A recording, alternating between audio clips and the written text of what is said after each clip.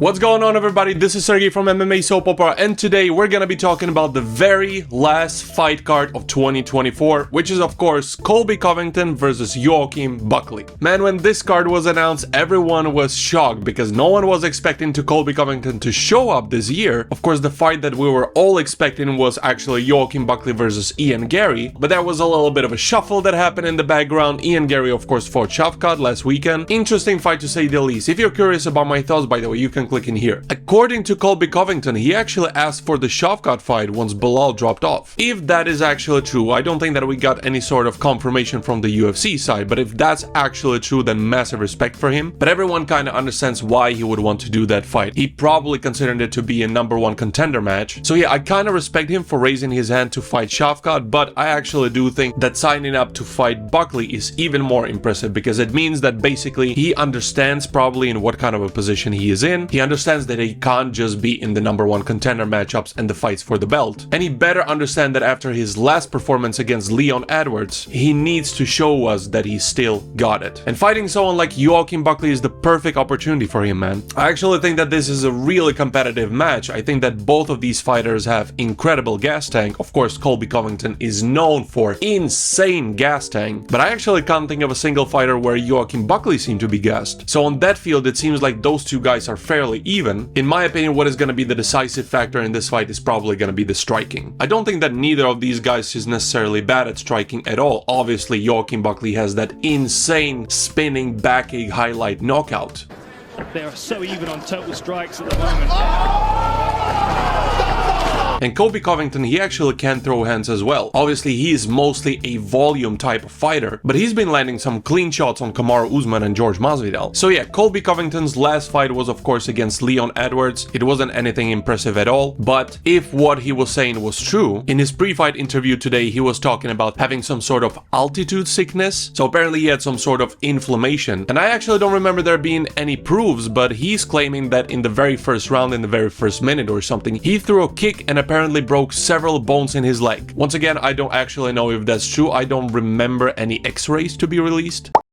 So if those two things are true, I can actually give him a little bit of a benefit of a doubt. Because in my opinion, he actually put on a dominant performance on Jorge Masvidal, and the fights that he had prior to that with Kamaru Usman, I thought that they were kind of competitive. I do think that Kamaru Usman won those fights, but still, Colby did actually really well. The problem is that all those fights are actually quite a long time ago. The Jorge Masvidal fight, that was actually mid-2022, so that's 2.5 years ago. Ever since then, he had only one fight against Leon Edwards. So yeah, man, I think that a massive question going into this fight is where exactly Colby Covington is in his career right now. Is he gonna be able to perform? Does he still have the crazy gas tank? Is he still gonna be able to put on this relentless pressure on his opponent? We'll see about that, because Joaquin Buckley is actually quite of a beast. I gotta be honest, I've become a fan of Joaquin Buckley in the past couple of years. I love his personality, I love the way he's talking. I think that he's kind of a crazy character as well. Joaquin, no mental. What's good, nigga?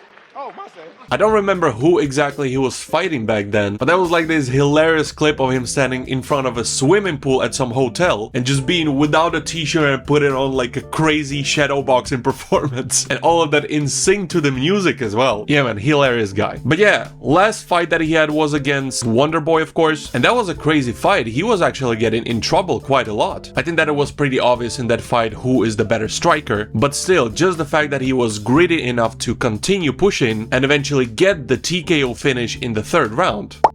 I think that only speaks about this massive heart that this guy has in the octagon. Before that, he of course defeated Ruziboev, and before that, Vicente Luque. And dude, all these 3 fights were in 2024. This is actually going to be his 4th fight this year. I love seeing fighters who are that active. I think that should be the standard, at least 3 fights per year. And especially if you're a new unknown fighter who's trying to make his name in the game. So yeah, really good stuff from Joaquin Buckley. It's obvious that he has a chip on his shoulder. He's really trying to prove himself. The man is an absolute powerhouse as well. So yeah, man, we'll see how this fight is gonna go, but I gotta be honest, I wouldn't be surprised if this fight went the decision actually. If I think about it, both of these fighters are extremely gritty and durable. Both of these fighters obviously can push through adversity. Like Colby Covington got his jaw broken in the fight against Usman and he was still able to continue. That's just nuts. And yeah, if either of these two guys would get some sort of a finish, I think that it would probably be Buckley. I think that he's the more powerful fighter, and man, in recent history, after seeing Max Holloway getting knocked out, after seeing Tony Ferguson getting knocked out, and a bunch of other fighters who were notorious for their crazy chins, I believe that everyone can get knocked out, including Colby Covington. And I do believe that Joaquin Buckley has that sort of a power to be able to do that. How likely it is, I don't know. Colby Covington is getting older as well. He's 36 years old. He obviously has the experience on his side, but we'll see how affected he's gonna be by his age. But Joaquin Buckley, man, he's young, he's hungry, he really wants to prove himself, and I think that he has a correct mindset going into this fight. He knows that if he's gonna put on a crazy performance against Colby Covington, if he's gonna possibly finish Colby Covington, there just might be a small chance that he can possibly frog leap Shavkat Rakhmonov and fight for the belt next. What do you guys think about the Covington and Buckley fight? Let me know in the comment section down below. I'm really curious to see what you guys think as well. Of course, we're talking about MMA, anything can happen, but if I would have to pick one over the other, I would probably lean towards Joaquin Buckley winning by a decision. This is it for today's video. Thank you very much for watching, guys. If you liked it, make sure to hit like, but also subscribe and ring the bell so that you don't miss any upcoming videos. I really enjoy making content for you guys. I hope that you can join the ride. Alright guys, enjoy the fights. This was Sergey from MMA Soap Opera, cause that's what it is.